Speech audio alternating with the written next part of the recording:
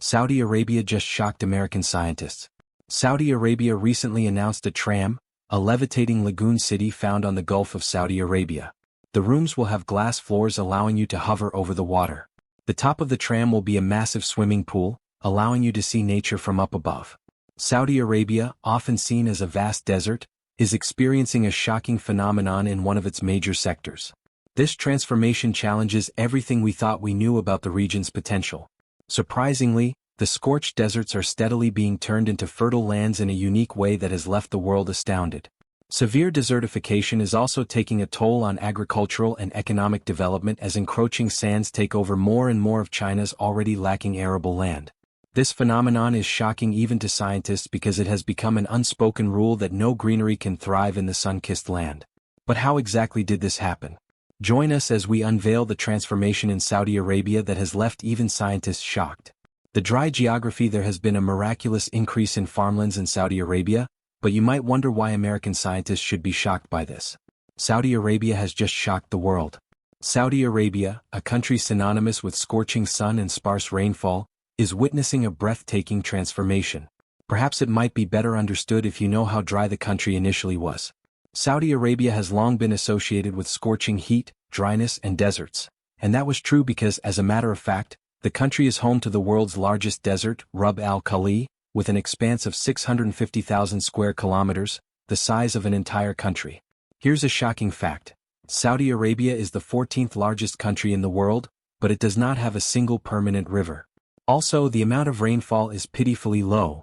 The country has never seen an annual rainfall of more than 150 millimeters. For this reason, a large part of Saudi Arabia has been majorly dry, leaving just a small part of the southwest region for planting.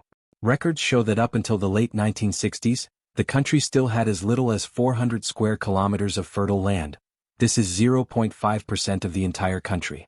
At this point, it would not be out of place to wonder how the citizens survived in terms of agricultural products.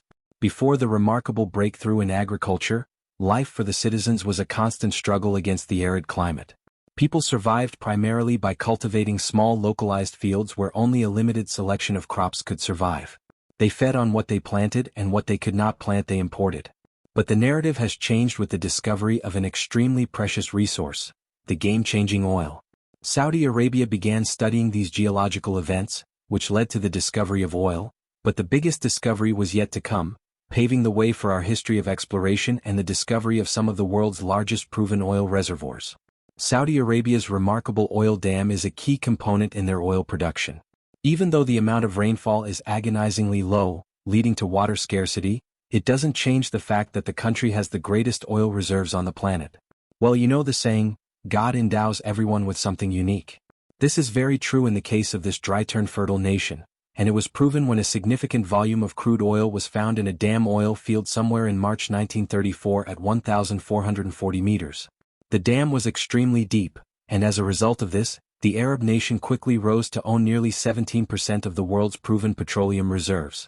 There were thought to be about 75 million barrels of oil in this reserve. Having attained this great status, the Saudi Arabian government decided it could do more with the wealth of its oil resources. And you probably know what's next, right? The miracle of quickly expanding farmland started. Presently, Saudi Arabia can be considered one of the 7 modern wonders of the world. This is due to the fact that an area that used to be a hub for food imports is now a hub for the export of goods, including wheat, dates, dairy products, eggs, fish, poultry, fruits, vegetables, and even flowers. But the question that begs for an answer is, how did a nation that was almost entirely made up of desert go from importing food to exporting food? What actions are the Saudis taking that we are unaware of? Agricultural products cover a large portion of Egypt's non-petroleum exports, and the Gulf countries are a major importer of Egyptian food. Saudi Arabia has now transformed its large desert areas into farmland using advanced technologies that even scientists are marveling at. While some people may see it as miraculous, the transformation of the country's desert lands into fertile farmlands is no magic at all. Sure, luck played its part. We can't deny that, but a larger percentage resulted from deliberate plans and actions carried out by the Saudi Arabian government. But what exactly did they do?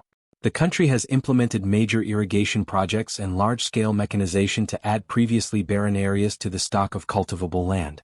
Faced with intense water scarcity, the kingdom turned to modern solutions. One of the primary innovations was the use of desalinated seawater for irrigation.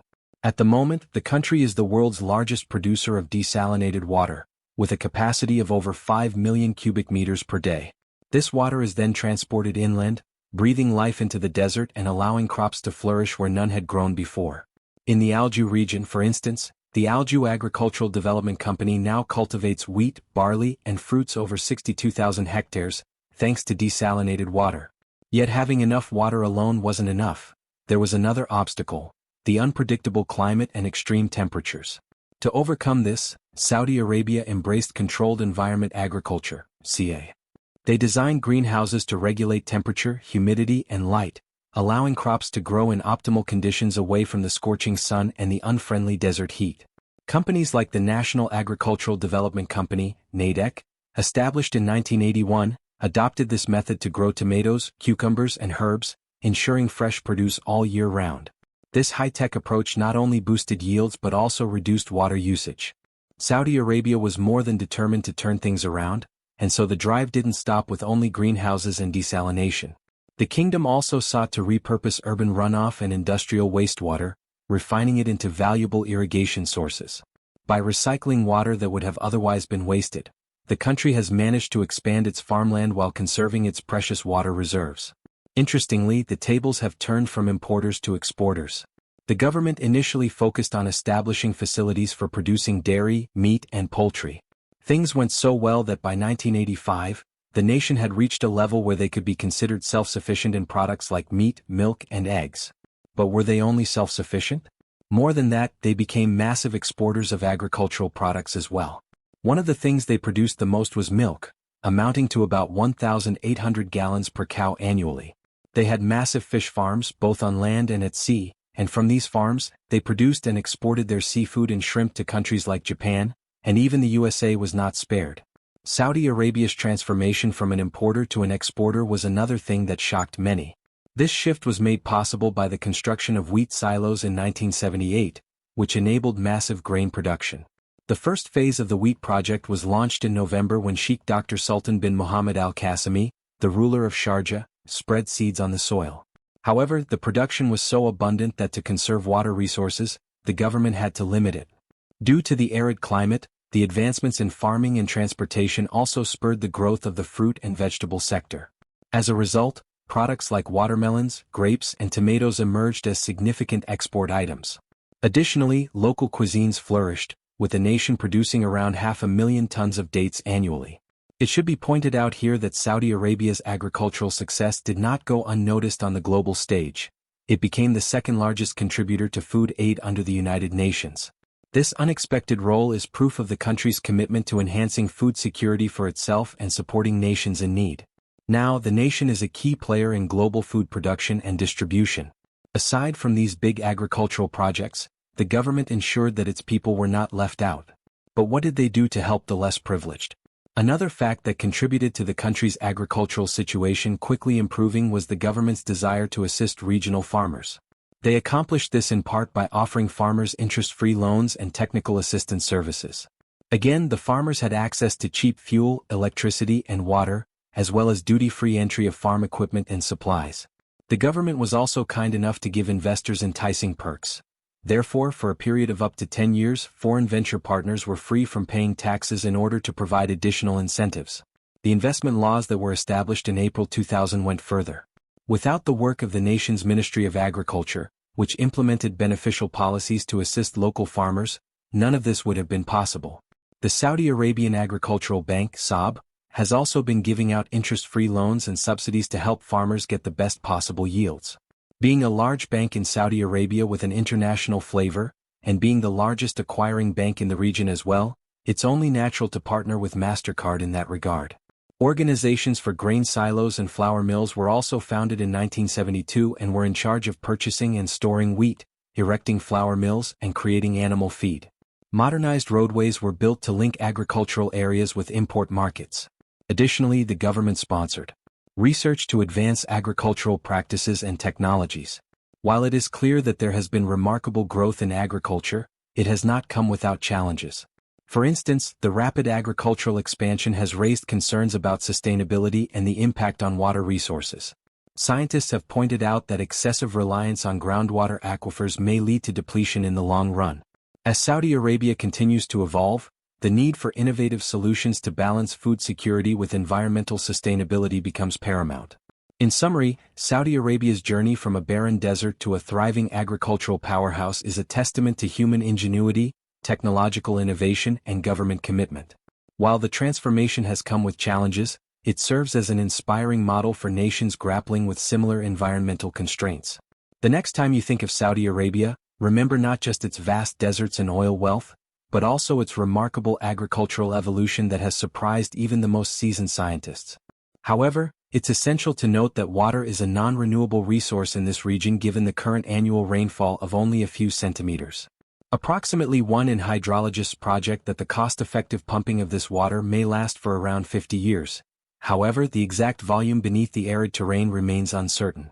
Microirrigation, which involves using small amounts of water near the crops, is another alternative. Various irrigation technologies are employed, including sprinkler systems that spray water through nozzles and gravity systems that flood fields or employ furrows for water distribution. Farmers employ techniques like precise irrigation timing and optimization through irrigation scheduling to prevent over-irrigation. Moreover, farmers can harness the power of precision agriculture technologies such as soil moisture sensors, computer or smartphone-based decision support tools, and remote control of irrigation equipment to enhance farm profitability. While no substantial evidence indicates that water conservation is the primary reason behind technology adoption, increasing profits and reducing risks are the key reasons for farmers embracing irrigation technology. However, challenges such as small farm sizes, high capital investments, limited knowledge about these technologies, and connectivity issues, particularly in rural areas with restricted broadband access, can hinder the widespread adoption of more efficient agricultural technologies. Saudi Arabia holds the record for being the largest global producer of desalinated water.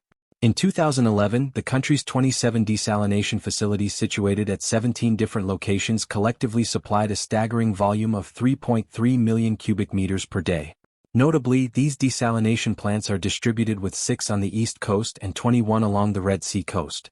In line with its strategic objectives outlined in the National Transformation Plan and Vision 2030 program, Saudi Arabia is actively pursuing an expansion of private ownership and production in the desalinated water sector. This government-led initiative unveiled in late 2019 aimed to generate up to $11 billion in non-oil revenue and create 12,000 private sector jobs by the end of 2020.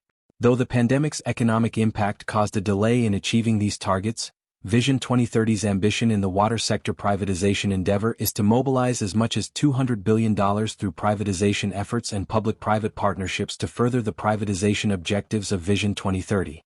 The Ministry of Environment, Water and Agriculture, MUA, introduced the National Water Strategy. One of its core components involves a privatization model outlining the separation of water production assets from transmission assets. This strategy aligns with Vision 2030's ambitious goal of increasing the private sector's contribution to GDP by 65% over the next decade. These initiatives aim to promote competition, enhance service quality, stimulate economic development, and remove investment barriers within the water and wastewater sectors. The National Water Strategy sets specific targets envisioning nationwide wastewater coverage expanding from 65% in 2020 to a range of 95% to 100% by 2030. Strategic partners will assume responsibility for 100% of treated water production by 2030. Progress under Vision 2030 has already achieved notable milestones, such as rehabilitating agricultural terraces in the kingdom's southern regions to enhance water efficiency and promote less water-intensive crops. Additionally, installing over 1 million interconnected high-precision electronic meters has realized improvements in desalinated water production efficiency and enhancements in water usage tracking and billing. It's anticipated that by 2030, a significant 50% of Saudi Arabia's local oil and gas resources will be solely dedicated to meeting the surging demand for water. How exactly did Saudi Arabia improve its agricultural sector while dealing with the water shortage problem in the past? The citizens in this country survived by cultivating small arable plots with local crops such as dates and other available vegetables. Any essential food items that could not be grown locally had to be imported into the nation. So how did they go from having so few food options to becoming one of the largest food exporters? The government achieved this by embarking on an ambitious program to advance modern farming techniques, establish rural infrastructure including roads, irrigation networks and storage and export facilities, and foster the growth of agricultural research and training institutions. The outcome has been remarkable, with a tremendous surge in the production of essential food staples now boasting significant quantities of meat, dairy, and poultry. Saudi Arabia has achieved complete self-sufficiency in several key food categories. The kingdom is home to some of the most modern and expansive dairy farms in the Middle East, with an impressive annual milk production rate of 1,800 gallons per cow, ranking among the highest globally. The Kingdom of Saudi Arabia achieved a remarkable agricultural feat that garnered global attention: a swift transition from being a wheat importer to becoming a wheat exporter. This transformation began with the construction of the first grain silos in 1978. By 1984, the nation had achieved self-sufficiency in wheat production. Subsequently, Saudi Arabia exported wheat to around 30 countries, including major players like China and the former Soviet Union. In key wheat-producing regions such as Tabuk and Qasim, average yields reached an impressive 3.6 tons per acre. Additionally, Saudi farmers cultivated substantial quantities of other grains, including barley, sorghum, and millet. However, in the interest of conserving precious water resources, wheat and other grain production has recently been significantly curtailed. Nonetheless, the kingdom has intensified its fruit and vegetable cultivation efforts by enhancing agricultural practices and improving the transportation infrastructure connecting farmers to urban consumers. Saudi Arabia has emerged as a significant exporter of fruits and vegetables to neighboring countries. Watermelon, grapes, citrus fruits, onions, squash, and tomatoes are notable among its productive crops. The well-watered southwest region of Jizan and the Al-Hikma Research Station produces tropical fruits like pineapples, papayas, bananas, mangoes, and guavas. This agricultural transformation has diversified the traditional Saudi Arabian diet, offering a variety of local foods that were unimaginable just a few generations ago. While dates are no longer the primary staple, they remain an important supplementary food.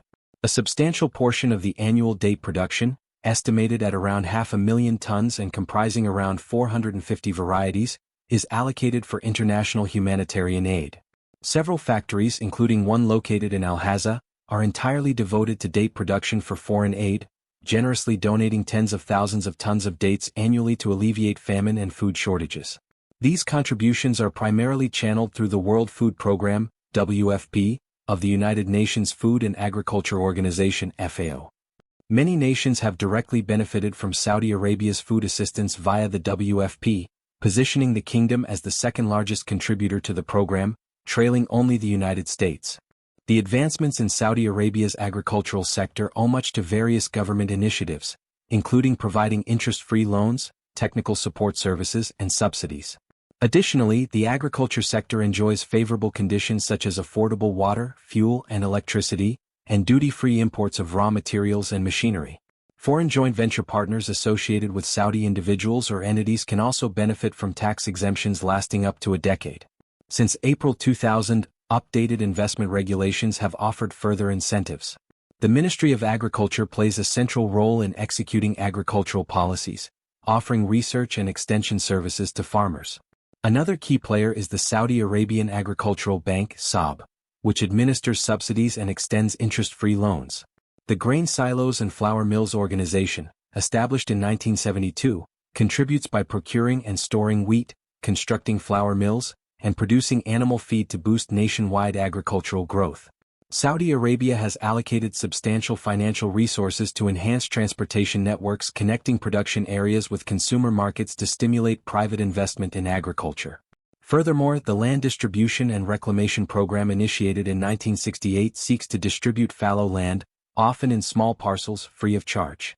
This program aims to expand cultivated land and encourage crop and livestock production, with beneficiaries required to develop at least a quarter of the allocated land within 2 to 5 years, upon which full ownership is granted. Under the development plans, the government continues to support new farmers in implementing capital-intensive projects with a strong focus on diversification and enhanced efficiency to boost farm productivity. Research projects receive funding to develop new food crops, increase yields, and create plant strains with improved resistance to pests. These collaborative efforts involve local farmers and scientists at agricultural research facilities within Saudi Arabian universities and colleges. Agriculture becoming a valuable resource in the Saudi Arabian desert reveals these arid landscapes' unique challenges and opportunities. One-third of the world's total land surface consists of deserts characterized by poor rainfall, poor sandy soil, extreme temperatures, strong winds, limited water retention capacity, and a heavy reliance on groundwater resources. Surprisingly, millions of people depend on deserts for their livelihoods. However, the ecosystems, food networks, and agricultural biodiversity within these arid regions face significant threats, emphasizing the crucial role of organizations like ICARDA, International Center for Agricultural Research in the Dry Areas, to bring about systematic and sustainable transformations in desert agriculture. ICARDA plays a vital role in the development, promotion, and scaling of integrated desert family farming systems, IDFS. These systems incorporate traditional farming practices and nature-based solutions with affordable and practical technologies. Dr. Jack Varr, Deputy Director of Research at ICARDA, emphasizes the importance of innovative technologies adapted to desert environments, such as net houses and advanced irrigation methods like hydroponics and drip systems. These technologies have boosted crop yields and reduced water and energy consumption. The real impact, however, emerges when these technologies are integrated with local knowledge and involve collaboration among stakeholders from the public sector, private sector, value chain, and the farming community. Dry regions play a major role in global food production, contributing to 44% of the world's food supply, including half of the livestock production. Approximately 2.7 billion people reside in these arid areas, with an estimated 14 million living in deserts. They receive less than 100 millimeters of rainfall annually. For many countries within these regions, desert agriculture is the sole source of food production and employment within the agri-food system. Despite the challenges posed by water scarcity, climatic conditions, and demographic pressures, the future of desert agriculture holds immense potential, especially with increased attention towards integrated farming systems. Investments in regenerative agriculture are crucial for maintaining the agricultural base in arid zones, which is paramount for food security and the well-being of local communities. In this regard, ICARDA's vision underscores its commitment to addressing desertification and food security challenges in the Middle East and North Africa region and the broader context of agriculture within desert landscapes.